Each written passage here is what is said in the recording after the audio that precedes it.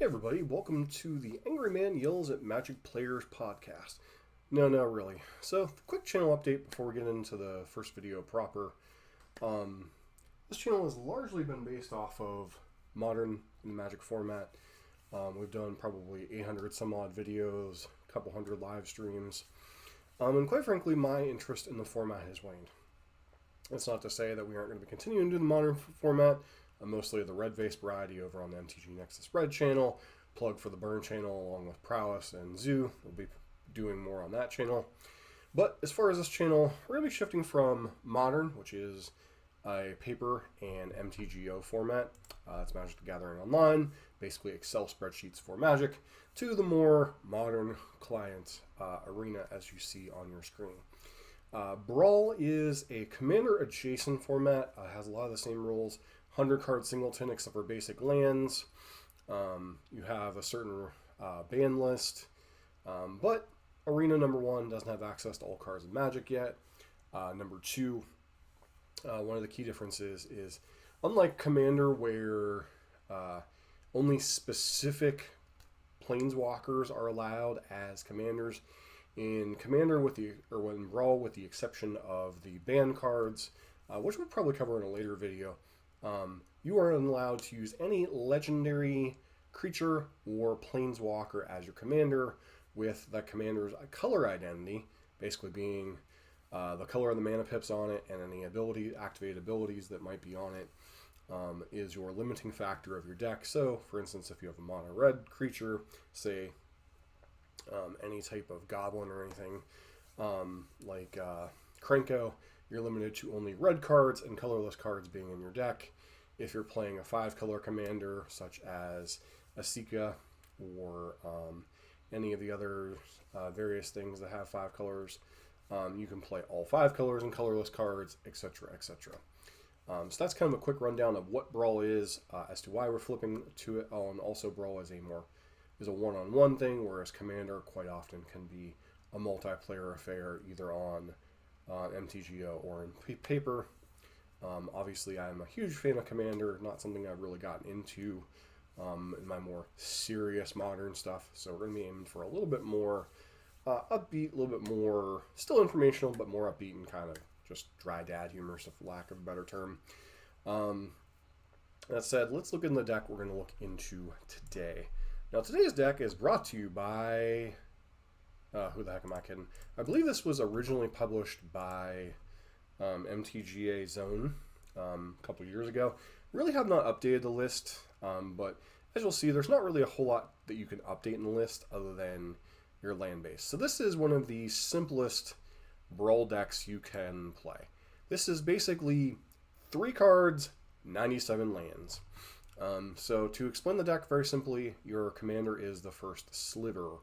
Sliver spells half cascade. Basically, this means it's like a typewriter. You hit it, it flips over cards from the top of your lands from the top of your deck until you find a card that's less than mana cost. Well, in this particular build, there's only one card that's less than the First Sliver.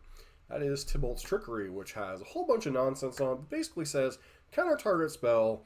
Its controller chooses a number at random. They mill that many cards, then exile cards from the top of your library until you hit a non-land card, then they may cast that. Well, the only non-land card else in the deck, Cultivator Colossus. Cultivator Colossus has a whole lot of text on it that basically says, put this into play.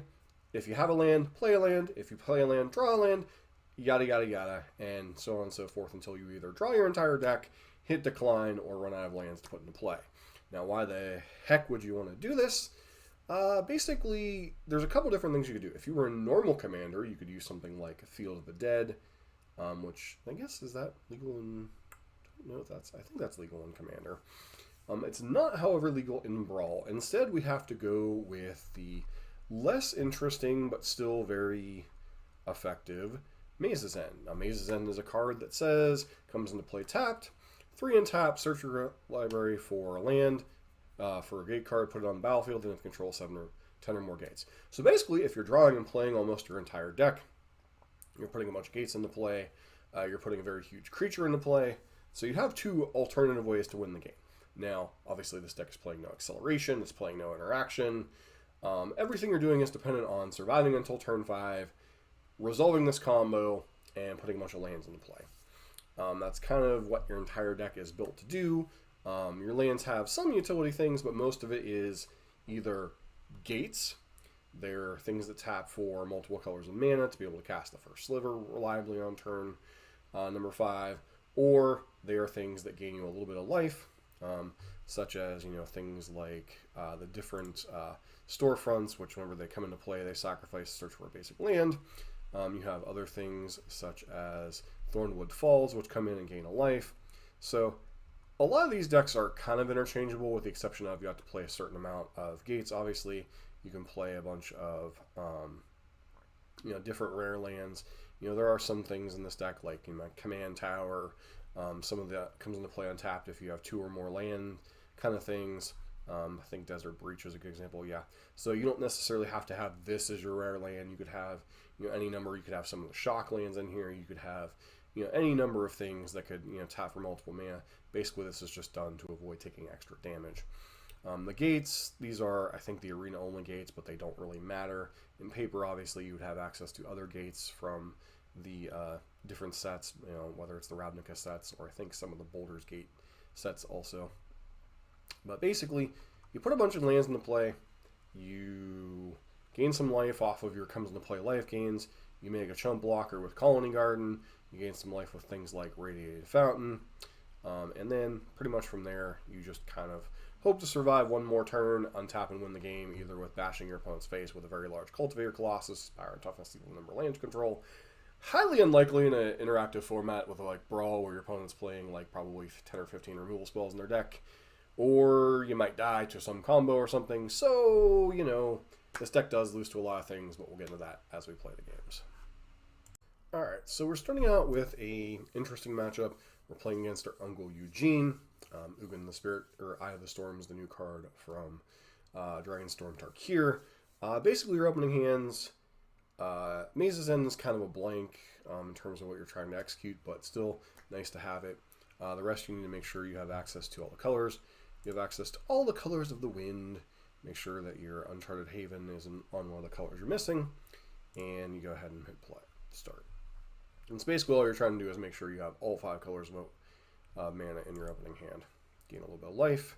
Ugin is going to be a colorless ramp deck that is aiming to cast Ugin and exile on your things. The nice thing from our perspective, they don't tend to have a lot of interaction for what we have going on. Life gain is not relevant. This helps keep them alive against aggro decks. We're a combo deck that wins with Maze's End. One of the few things they could have is something like Ghost Quarter or one of the Field of Ruin effects. Other than that, there isn't a whole lot of colorless deck. Maybe they'll have something like Pithing Needle in their deck. So, pay 1 life, and okay, so we have green, so we go ahead and play the red. Once again, need to be careful with your mana sequencing, because it's really embarrassing to get to turn 5 and not be able to cast your First Sliver. Darksteel Ingot. Beat down, beat down, beat down, beat down. Alright, so get our white source out there, then we get our black source out there. Then we have Suspend 1, win the game. And I don't think... Okay, they have Worm Coil Engine. Black source. The First Sliver. Now we will cast Tibalt's Trickery, targeting our thing. Are you sure? Yes. Notably, one thing you gotta dodge on your mill is hitting either Maze's End or Cultivator Colossus. And then once you do this, you basically win the game. Need to keep an eye on your gates. Let's go ahead and throw that out there, see if they'll surrender. Never give up. Never surrender. And you gain some life. Do the thing. See, the thing is, they'll be able to kill this if they have a... they'll be able to kill the Cultivator Colossus if they have 1 more mana, because they'll be able to cast Ugin, get Ugin's trigger. So we're not going to be able to reliably win, and I can't even tell you the last time I won with a Cultivator Colossus, if I'm being completely honest. Now, there are some decks, some of the red decks just can't beat this card. It's just too big, unless obviously they steal it and beat our face with it. But it is a lot smaller in our opponent's hands because they only have like 4 or 5 lands, whereas we have like billions and billions stirred like we're in McDonald's.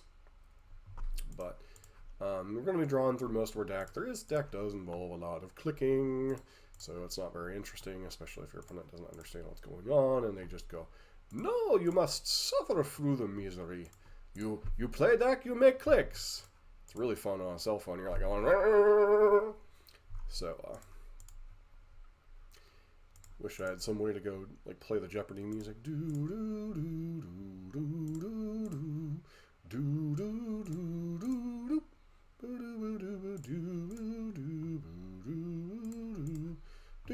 do do. Yep, I totally agree, opponent. You're the one choosing to sit through this, though.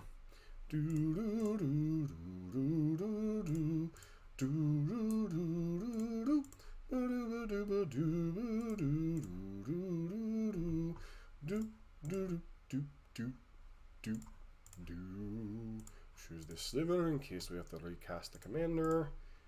And clicky clicky, clicky clicky, clicky clicky. See, most of the people don't realize that we have the mazes in the deck, and basically, unless they can answer both Cultivator and Mazes End in one shot, or kill us on the Baka Kraka, whatever you want to call it, this game is effectively over. And the other thing, obviously, can stop us, counter spells, things like Curse of Silence, things that slow us down long enough that we can't cast the First Sliver on turn 5.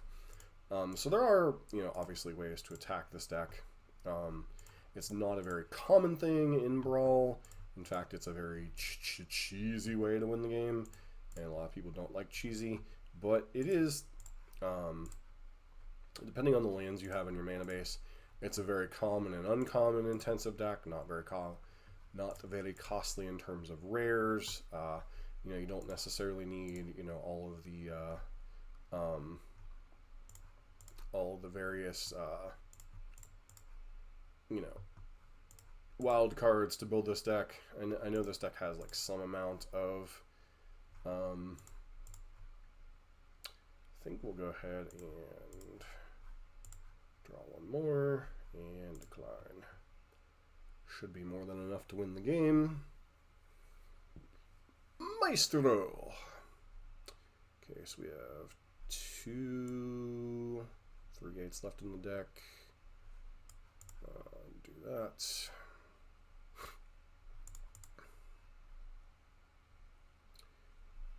Nope, decline. Cab ready. Gain some life. Pass the turn. Opponent gains some life. Okay, there's the mazes end that we're looking for. Do do do do do do do do do do do do do do do do do do do do. Draw a card. Exile that. Sure.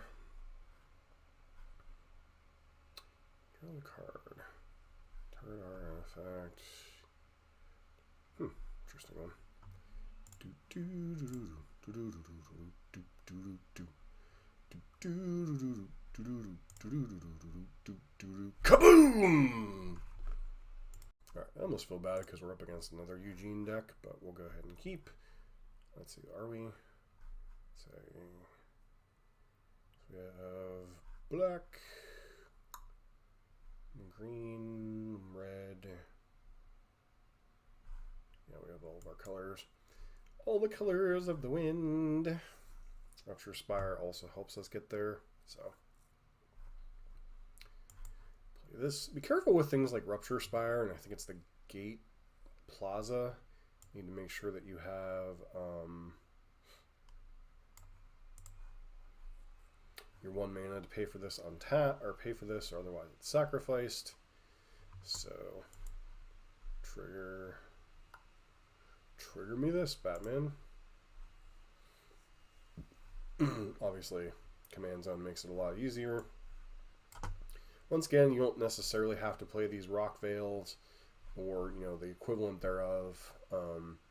They're not necessarily a land you need in your deck. Archway Commons. Yeah, you'll see a lot of just like random cards in this deck. Boop, boop. Ramp, ramp, ramp. Ramp, ramp, ramp. Ramping doesn't matter. Command Tower, yeah. Bubbled me this, Captain. Alright. Use them with 3 mana and tap this turn. Maze Mind Tome.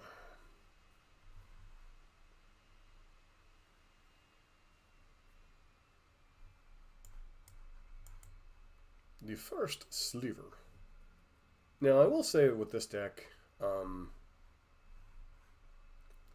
it's kind of weird. I think because of the tier this deck gets put in, Win Brawl, which, without getting too far down the ye old rabbit hole, basically Arena tries to pair powerful decks against powerful decks, less powerful decks against less powerful decks, so on and so forth. But essentially, most of the tier that this ends up in, this is probably the deck I win with the most. I mean, obviously there are some really good decks out there that can beat this deck. If you can kill before turn 5, or if you can kill turn 5 through a creature and a bunch of life gain, if you're an opposing combo deck, or if you just have the dirty word counter spells, you can easily beat this deck. And it is not the most interesting deck to play. It's literally, you do the thing, does the thing work? Okay, we win the game. If the thing doesn't work, you just sit there and watch your opponent do the opponent things. So, I will tell you, this is a good entry point to get into the format, in terms of, if you're just getting into Arena, it doesn't require a ton of wild cards, but I will tell you, it is one of the more click intensive and to a certain extent mind-numbing decks to play after a while. This is certainly a toilet bowl deck if you like those and don't mind going like playing on an old rotary phone back in the day. This deck, I did a quick count in between the matches. It plays 16 gates, so you are pretty likely to never mill or have milled enough gates that you can't win the game. A couple of things you do need to note though: if your Maze's End ever gets milled via the Tibalt's Trickery trigger, or if your Cultivator Colossi gets hit, you basically can't win the game. Or if you draw your copy of Cultivator Colossus or Tibalt's Trickery, you could have a very hard time winning the game, because then you have to hit 7 mana, either with hardcast Cultivator Colossi, or you have to hit 7 mana to cast the First Sliver and Tibalt's Trickery in the same turn, and those are not the easiest things to do. Now, if you were looking to transition this deck to Commander as kind of a gag deck to mess with your play team, one thing you could add easily to the mana base is copies of Field of the Ruin, or a copy of Field of Ruin, not Field of Ruin, Field of the Dead, to, depending on where it comes up in the I'm putting all these lands into play thing, could generate a bunch of zombies, giving you yet another potential way to win the game, in addition to your Cultivator Colossi and your Maze's End. The one thing I will note, obviously, if you're in Commander, LD is a little, land destruction is a little bit more common than it is in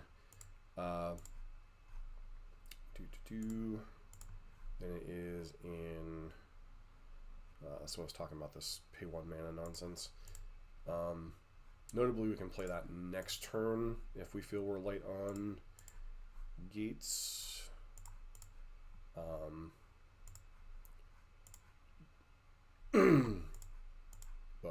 those are some of the keys you've got to worry about when playing the deck.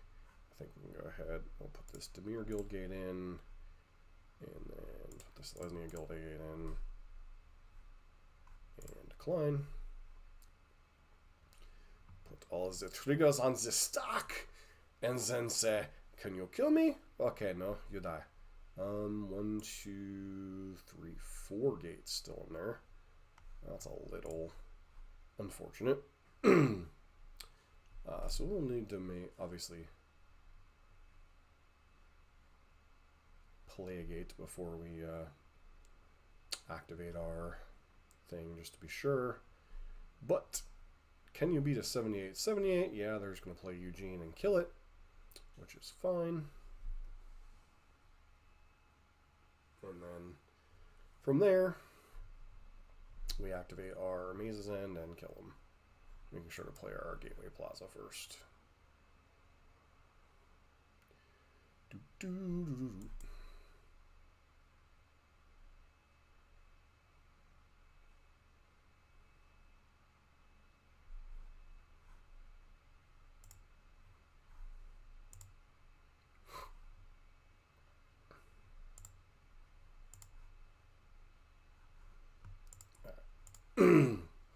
Activate, get a gate, and kaboom. Alright, now we're finally against a deck that is Zurgo, so it's going to be a little bit more aggressive. So this is kind of a good test. So we have blue-black, that white, Deathglade Clamp. Yeah, these 5 should give us all the lands we need. So it's your main decision point when you're mulliganing is, do I have all the colors of the wind? Could probably go ahead and play this and grab a Swamp just to give us another point of life buff. Because the opponent basically has 4 turns to kill us. Because once this comes down, we obviously gain 2 blockers and a whole bunch of, like 10, 12 more life. So I think this is a little bit better contest than Ugin. Ugin is slow mid-range deck, and not to make fun of slow mid-range decks, but slow mid-range decks that aren't playing counter spells, we kind of eat for lunch. Whereas this deck's a little bit more scary, so to speak. Play these 2. Okay. Here comes the Zurgo. Do we die? Oh, okay, sure. We may die to some combo with that, so. I do wonder if they have some type of like extraction effect or something.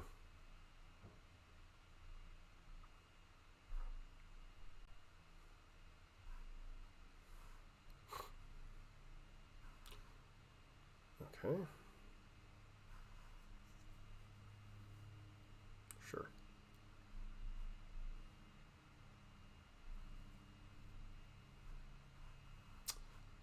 Well,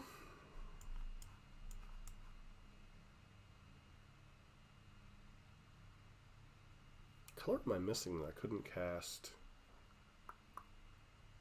Oh, okay, well. Let this be a lesson. Make sure you play your color lands, aye?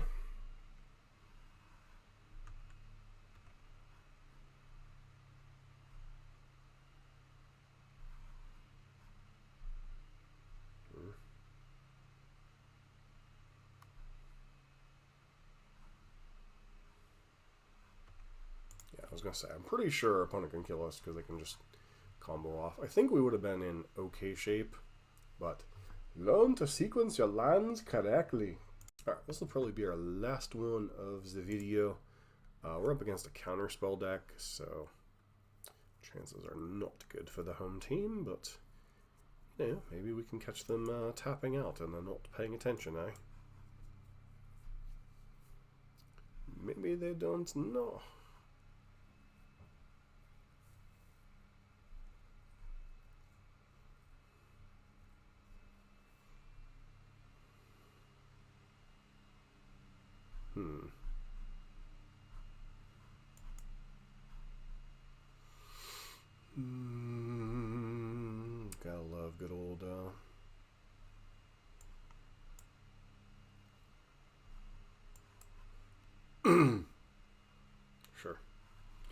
It's the moment of the truth.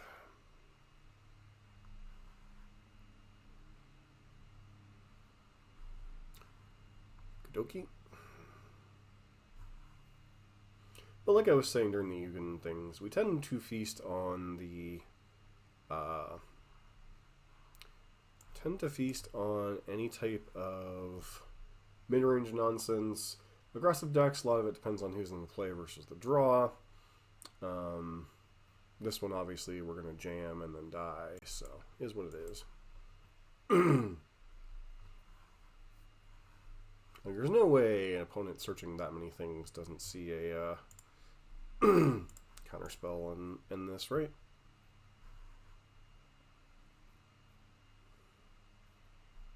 Squizza? No way this resolves, right? Okay. Very important thing. You need to include the counter spells. If you don't include the counter spells, then you die. They could always have the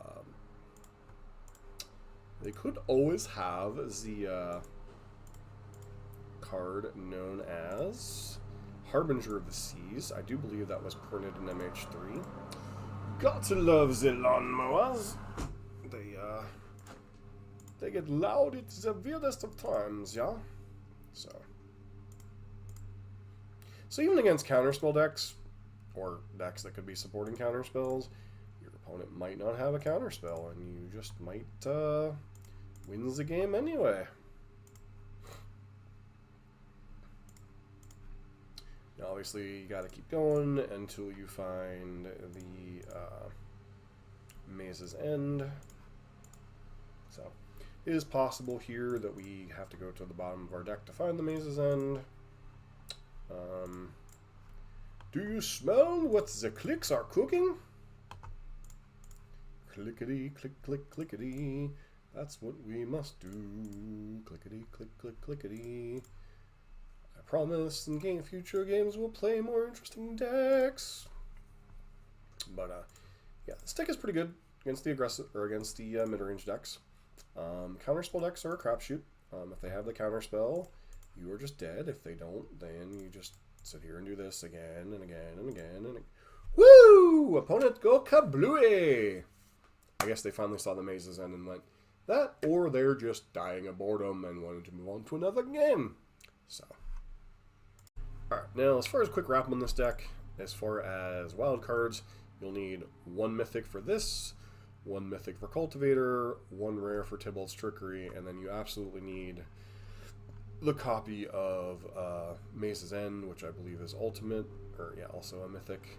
The other gates are commons and uncommons. So the vast majority of your deck is commons and uncommons in the lands, and you need 3 mythics and 1 copy of Tibalt's Trickery here. As we talked about, the Shipwreck Cove and those kind of decks you don't specifically need. But the life gain lands, the style with like Tranquil Cove and stuff from M20, those are very good at giving you that life buffer. Colony Garden is very important at giving you that extra blocker, and your opponent's probably sitting on some removal spells that they're not doing anything with otherwise, so it doesn't necessarily do a whole lot, but it is potentially a chunk blocker to buy you a little bit of time. And then the rest of the deck, you must include as many gates as you can. I think this version chooses to do 16.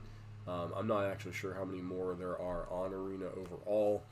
If you play this deck in paper, in Commander, obviously you have some other ones you have access to. But, you know, you need at least 15 gates to give you a good shot. Other than that, you're playing a bunch of lands, you know, don't be afraid to put some utility lands in there. Like I said, if you have access in the format you're playing to Field of the Dead, if you have access to other things that make chump blockers like Colony Garden, or things like unique effects like Bajuka Bog if you're in a graveyard-centric deck, etc. It's not terrible to put those into your deck as long as they, you know, you can conceivably get to the 5 colors of mana by turn 5. So, this is the first Brawl video. If you do enjoy this kind of content, don't forget to like, comment, subscribe. Suggest what kind of commanders you might like to see on the channel. Once again, for those of you who are for our modern content, that is now going to be on MTG Nexus Red. This channel for probably the foreseeable future, or possibly even going forward, is going to be a Brawl / Commander channel. And then we have Pioneer Nexus MTG, which will be not relaunching, but we'll be getting more into getting content on there as well for the Pioneer audience. Although that format's a bit of a mess right now. So we kind of need a palate cleanser that is the fun that is Brawl. So hope to see you for our next video.